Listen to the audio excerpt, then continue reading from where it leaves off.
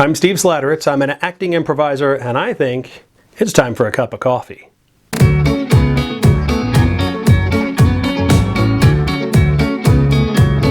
So hi, and welcome to the first episode of Coffee with an Acting Improviser.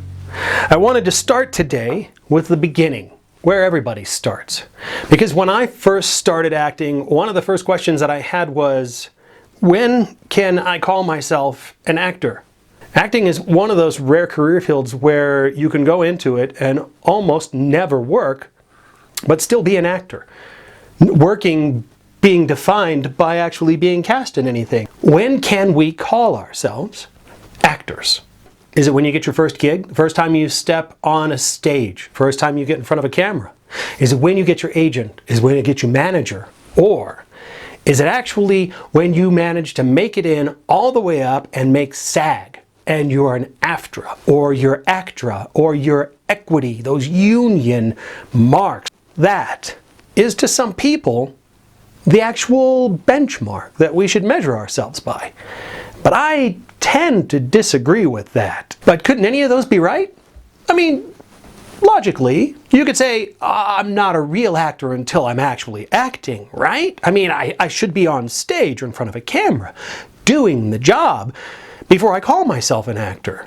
I should be getting paid to memorize and do these things, right? Well, no, I don't actually agree with that. And I am going to tell you why. Because actors, first and foremost, our job is to train, study, be prepared, and audition. These are the things that we do on a day-to-day basis. And we prepare ourselves through training and practice and everything that we can do to get up in an audition, stand in front of a casting director and a producer and a writer and whoever else happens to be in the room and act for them. They are our customer. They are who we are acting for. Because until we get by them, nothing else works. So our job as actors is to act in auditions as many times as it takes to get the prize. I believe that if you are an actor, it's because you have trained and gathered your materials that you need, and you went out and you auditioned. And the moment that you've done that you've auditioned and you've stood up in front of the casting, the directors and the producers and everybody else and said, I'm the right person for this job and this is why, that is the moment I feel like you can call yourself an actor. That's what the acting job is. The acting job is preparing and auditioning. And then once you've auditioned and prepared and they see that you're ready, then you can get the parts. So when you've actually gone to your first audition, what I see is that you've probably prepared yourself, right? You've gotten out and you've gotten a headshot. You should have a headshot. And you've got a resume. So headshot and resume for any casting opportunity. You have got yourself off book because you got a hold of the sides, right? Well, maybe it's a cold read. Great. Show up 15 minutes early, pick up the sides when you get there, and prepare yourself as well as you can. You're still doing the work.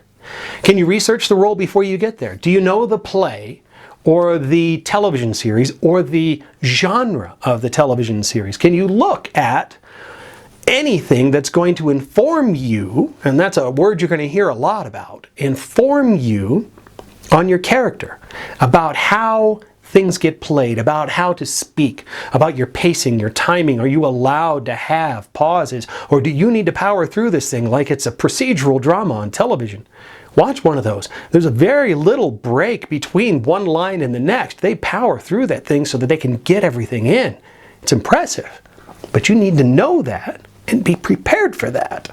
So, you've done everything that you can. You've prepared yourself by studying and doing your work right up until the point where you got to this audition. You've got a headshot. You've got your resume.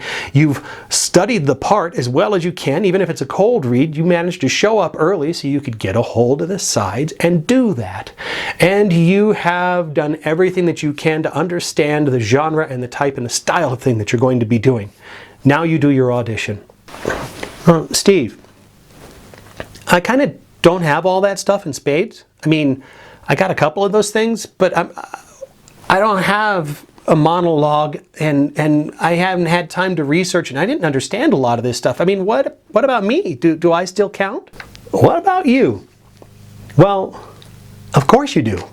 Because even though you haven't got everything figured out once you start, which is a difficult thing to do unless you've got resources to reach out to, and hopefully you're doing that as much as you can. You do count because you did the thing that every actor has to do. They have to take that first step. You have to just be as confident as you can and take a chance. And that first step, guys, that can be the hardest one that you're ever going to take. That first time that you jump up in there and say, it's me. Or that first time that you come out and you're on live stage in front of an audience. Or that first time that, you step in front of a camera and you know this is going to count. Okay, let's say you went into your first audition and it was terrifying, but it was amazing. Everything went perfectly. You knew every line. You picked up every cue. You did not miss a beat. And everything that you planned came out and was visible in the performance. After you finished, the director gave you a redirect and you nailed it. So when you're walking out after everything is said and done, you're walking on clouds. And congratulations. It's your first audition, went amazingly, and you're an actor. But wait. What if you went in and you were terrified, but you didn't have that golden experience? It was really kind of middle of the road. I mean, you remembered all your lines, but you were a little bit slow on the uptake, picking up your cues. Sometimes you had to think a little when you heard the cue to remember what the next part was, but you got through the whole thing. The director didn't really have much to say. They did thank you for your time, and you did get to walk out without any shame. So beautiful. Guess what? Congratulations. You had your first audition. You're an actor. I love this. Oh, wait, what if you went in and it was absolutely terrifying and you were completely justified in all of your fears because you got in there and you were so nervous that you started to sweat and your mouth dried up and then you heard your first line fed to you and you forgot the next thing to say, and you stood there staring at the reader, not knowing what to do, and then they started you again, and you started picking it up, but you were really not on the money, and nothing that you had planned worked because you were just too afraid to really give it everything that you had. And then they thanked you nicely, and then they sent you on your way, and you got outside, and you just went, oh God, oh, they're never going to see me again. And guess what? Congratulations, you just had your first audition and they will see you again because unless you went in there and insulted them or said something incredibly bad, which nobody should say under any circumstances, they know that you're new and they're going to give you a second chance. And depending on the level of where you're auditioning, that's even more critically true. It's just fact. Once you finished all three of those, any one of those, what was your takeaway? What did you get out of that? What did you learn from that beautiful audition? You learned that doing the preparation and the work and finding 20 different ways to practice before you walk in the room really paid off. You learned that it was really good for you to have some really strong choices when you got in there, but also to be prepared with a couple of others in case they did something alternate, they wanted to see some redirect. Be ready for the unexpected as much as you can. And the only way you can do that is by playing with the text. What did the other guy learn? Second time around, we learned that maybe I didn't study as hard as I thought I did. Maybe I should have given it a little bit more time and I should have maybe gotten somebody to read lines with me because I thought I knew them all and they were in my head. But once I started talking, they just started falling away from me and it got a little bit harder to pick up those cues because I didn't recognize the other voice. I'm used to mine. Okay. Well, that's what I'm going to work with from there. And what about that last one? Oh my God, what do you walk away from with that kind of an experience? Everything that you did went badly. So you know your preparation needs to be upped. You got to do some work now. You have to find out the best way to get the memorization, the best way to practice, the best people that you can practice with. How many ways can you do it? Can you do a mock audition in front of somebody before you go in the room so that you have a better sense of what to expect? And here's the other great thing about it. You've been to your first one. You survived it. And now when you go back, you already know that it can't kill you. And I'm going to go back for a second to some of the things that we talked about right at the top of this video.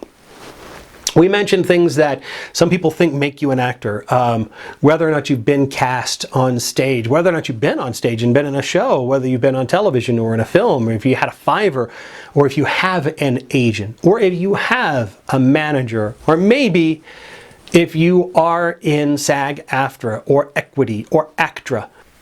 These things that we just listed are goals for an actor to achieve. These are the things that you want to get to. Now that you are an actor and you're auditioning for parts, your goal is to get cast. Getting cast doesn't make you an actor. Being an actor gets you cast. Make your goals the baby steps that get you there. Now, I'm not going to go too much into that because we are going to do a whole episode about goal setting, because goal setting to me is one of the most important things that we can do to stabilize our environment for ourselves and take care of ourselves and our mental and emotional health. Because when we set poor goals for ourselves, strong goals, way too advanced goals, then we set ourselves up for failure. And failure hurts and it's difficult to deal with. And what we want to do is set ourselves up for success. So that's what we're going to talk about when we get to that episode. So, you want to be an actor. Good. How do you do it? You do your homework. That's the beginning of the whole thing. From the moment you decide to be an actor, start doing your homework, because you're going to be doing homework for a long time. Read books, read plays, read screenplays, read television scripts, read. Study. Go to a workshop. Take an acting class. Take a monologue class. Take an audition class. Go to these things. Document them. Track them. What's good, put on your resume. Show anybody who looks at your resume that you are doing the work, because that is going to help you. I am not your acting guru. I know it. Here's what I am. I am an actor who's been acting since 2013 and who has been working and struggling and setting goals and achieving them and pressing forward since that day that I started, that I decided that that's what I was going to do. So what have I done? I have seen things, I have done things, I have made mistakes, and I have discovered what those were, and I have found solutions to some of my problems. These are the things that I want to share with you. And these are the things that I think we should always be sharing with each other, so that we can all rise together. Now my coffee's going cold, and I think that must mean that I'm about out of time. I believe I covered everything that I wanted to talk about today, and I just want to thank you for stopping by. If any one thing that I talked about today spoke to you or made sense to you, please click the like button, because that's how you vote for me and let me know that I'm doing a good thing here for you. If you have a comment or a question, please leave that below and I'll answer that as soon as I can. I'm going to be looking for those, by the way. I get notices when they show up, so I'll be answering those. And if you really dig it and you think that this is something that's going to be beneficial, you want to know what's going to happen next week and what I'm going to talk about, then click the subscribe button, and subscribe will notify you when my new video posts. Until next Sunday, keep the coffee hot, and I will be seeing you.